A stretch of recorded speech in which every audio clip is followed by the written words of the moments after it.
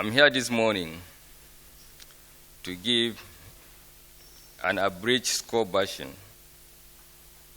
of what I've been able to do and what I am doing in terms of policing, which is essentially to provide peaceful coexistence, enforcement of peaceful coexistence by way of ensuring that law and order is abided by, and the Nigerian public go about their lawful businesses unmolested, unchallenged, and in a peaceful manner. Bearing this in mind, on the 7th of April, on assumption of duty as the Acting Inspector General of Police, I started by repositioning the force management team to enable each member to function from a position of strength in line with the age-long policing principles and vision. With a refocused team, the force management went back to the drawing board to enable us to assess the trend and pattern of crimes and other security challenges across the country. This was done, among other things, to evolve a new approaches, both in terms of short-term, medium, and long-term interventions that will help in reordering and stabilizing the security of our country. We conceptualize a new policing vision, mission, and operational agenda to guide our policing services, reclaim the public space from criminal elements, protect the citizens with courage, and serve our fatherland with passion. Our efforts at enhancing public safety was to carry out a thorough geopolitical mapping of crimes as part of efforts to direct appropriate approaches to particular crime trends and challenges across the country. The following were our findings.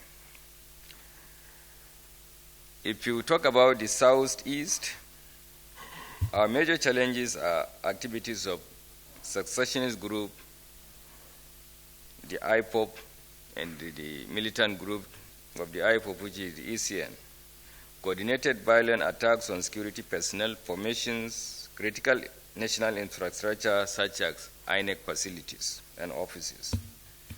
The farmers' headers problem is also in the Southeast.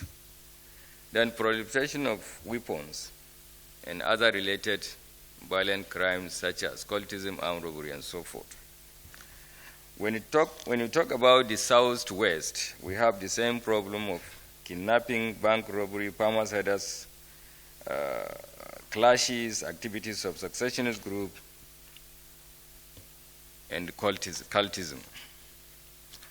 In the Northeast, we were able to geomap and see that it is activities of banditry, attacks on schools, and abduction of students. It has been kidnapping, highway robbery, activities of Boko Haram and ISWAP. While in the Northeast, it is also almost the same: banditry, activities of Boko Haram, kidnapping, and the proliferation of arms. North Central is almost the same thing. But what are we doing, or what do we intend to do? With finding out these issues as it relates to the 6 geopolitical zones of the country, we try to do the following. The security situation of the country has been significantly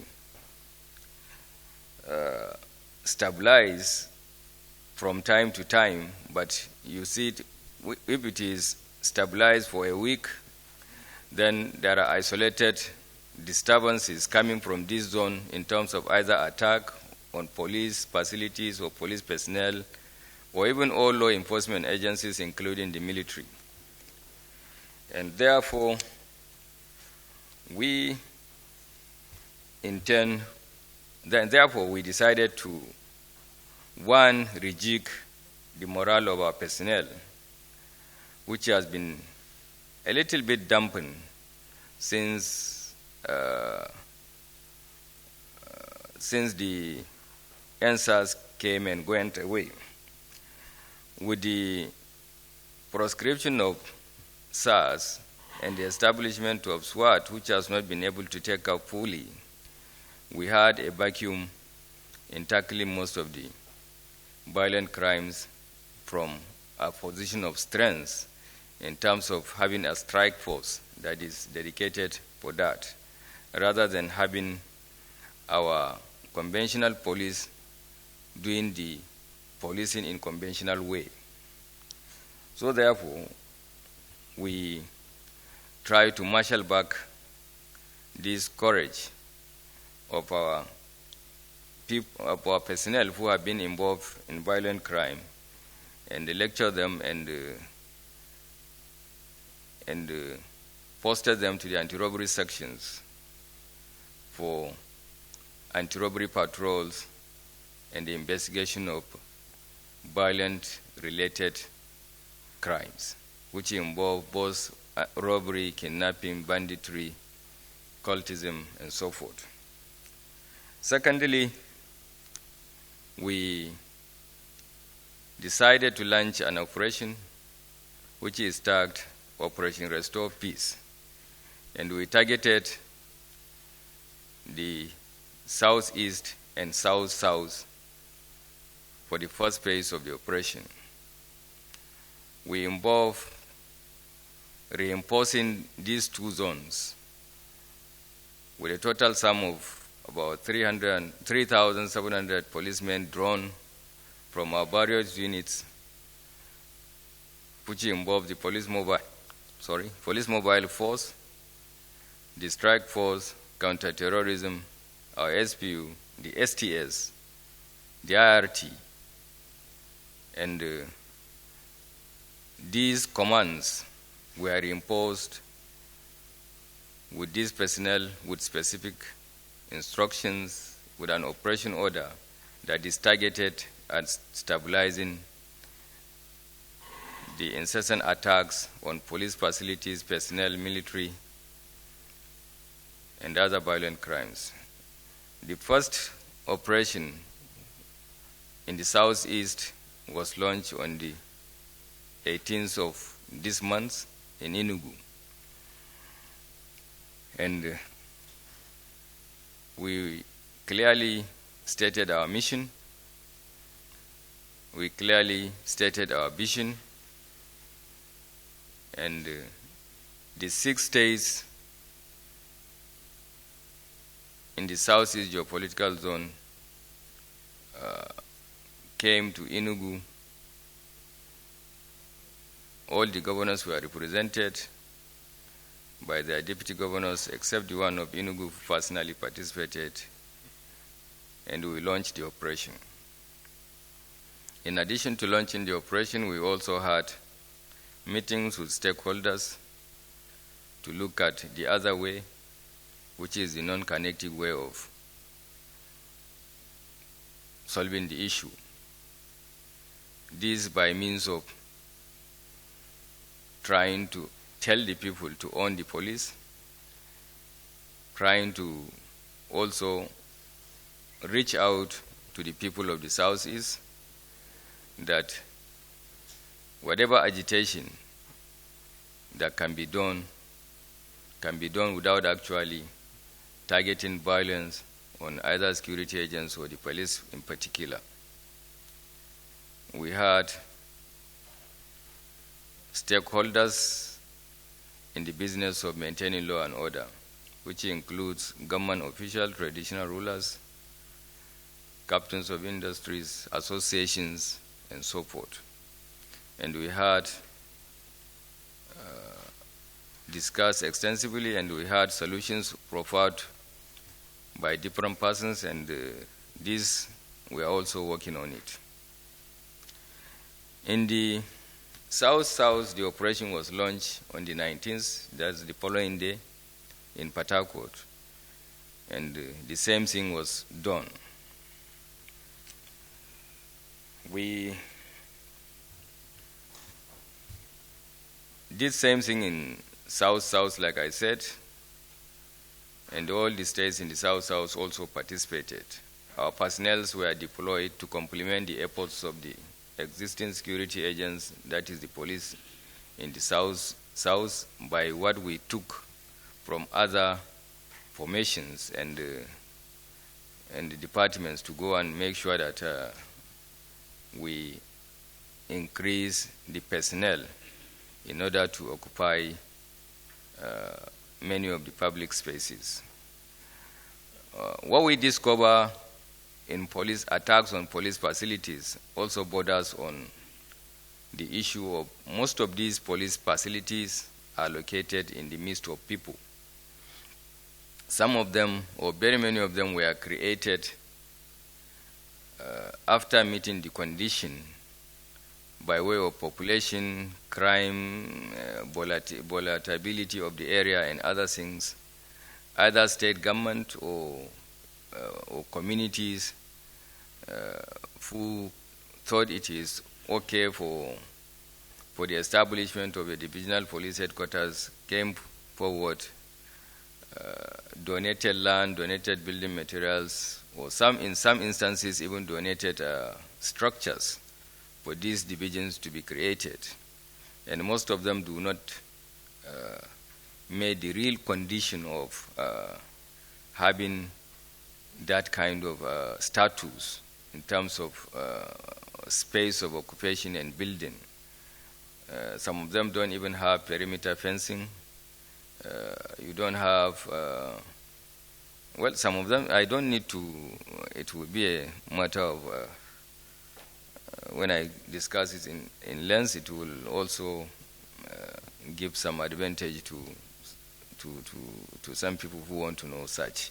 But what I am trying to say is that a standard police station has its requirement. But while you don't have the standard, you make some shift to make sure that the police are there to provide what I even consider as services to the community in terms of maintaining law and order, and thereby you have civil authority in that community or society. And because of that, when the attacks are coming, the attackers are most of the time at advantage. At advantage in the sense that they will come in great number, odd hours, and from every direction, and especially it's very easy to nowadays set a place on blaze by throwing petrol bomb from a distance and all that.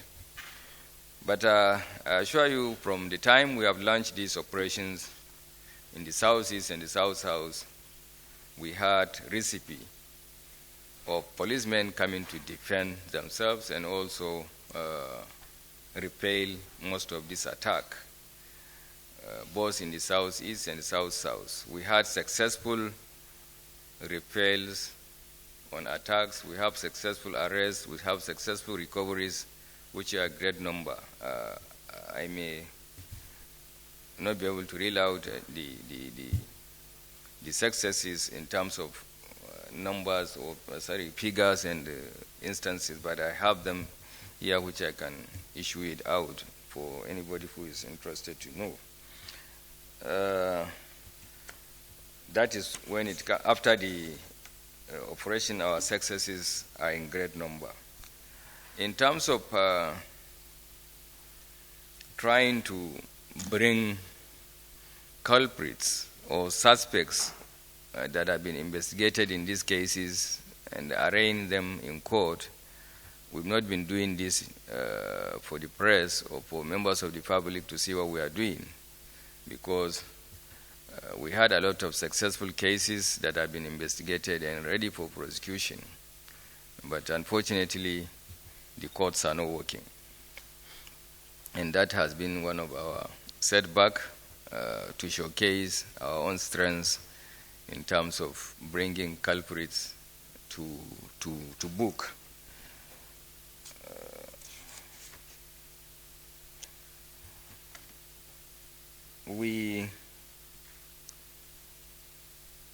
After the launching of this operation, we've been able to say the dominating the public space and reducing indiscriminate attacks by succession groups have been largely checked, but there are still some that are going on. And for the past 10 days or so that we have done, it was only the day before yesterday that we had casualties in terms of police.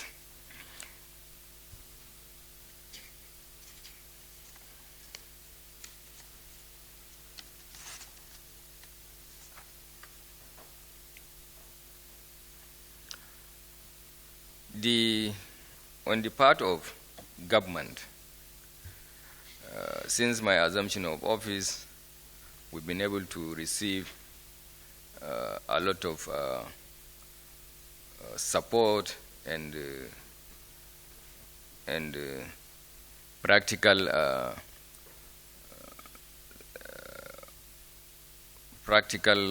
taking in of logistics by the Nigerian police. The police reform team, of which I have a member, had started working, and the issues are being looked into in terms of police, to reposition the police, both in terms of administration, operation, and other necessary things that will bring the issue of crime prevention and control looked into greatly. We had also received or started receiving support from the Police Trust Fund, which is essentially created to intervene on police issues regarding training, welfare, and logistics. We are also collaborating with the police affairs military to make sure that our needs and desires are taken care of, and we have promising postures, talks, and actions that are by our do. In terms of our strengths and of personnel, because we always complain of strengths of personnel, we are trying to check in the recruitment issue, which is almost completed, and we are almost 70% done to recruit 10,000 policemen into our strengths. And this has been clearly directed that the Federal Character Commission and the Nigerian Police and the Police Service Commission will look into it, that there is reflection of federal character in the recruitment, in addition to other requirements that needed to be done.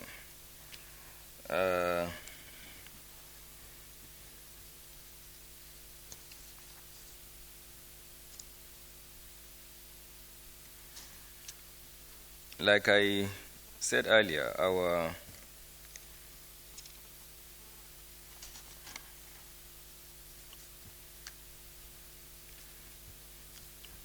we have evolved a way of policing that is intelligence-led. To this effect, we have tools that are now in our possession to guide us in our operations. These tools have been working, or have started working, to guide us in our operations, which is going to be intelligence-led. That might not necessarily be seriously expatiated.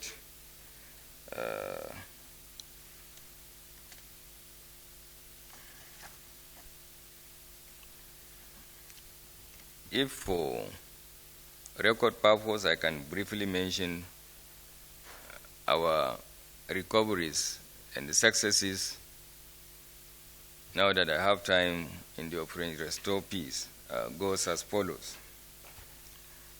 In terms of recovery, after the launching of this operation, we've been able to recover the following weapons and arms from successionists and armed insurgents: 1 general-purpose machine gun, 10 AK-47 rifles, 9 locally made fabricated rifles, 4 locally fabricated pistols, and 19 AK-47 magazines. We have recovered over 5,419 live ammunition with 10 improvised explosive devices. In terms of arrests, we have 398 armed robbery suspects in our custody, 258 cult-related offenders, 222 murder suspects, 202 bandits-related matter, and 86 suspects involved in cases of kidnapping. These statistics I'm giving you is from 7th of April to date. 434 firearms of various descriptions were also recovered. So these are some of the things we are doing.